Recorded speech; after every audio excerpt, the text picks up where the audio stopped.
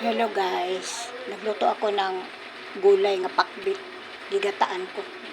Ang gihalo ko nito yung paksiw ko na isda. Yan, yan guys.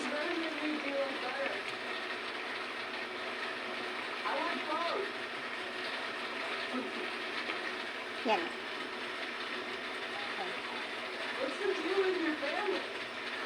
Tapos nilagyan ng sili.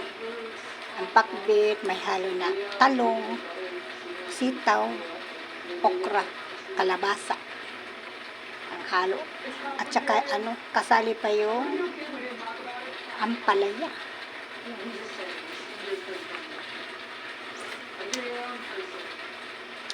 Sarap na guys.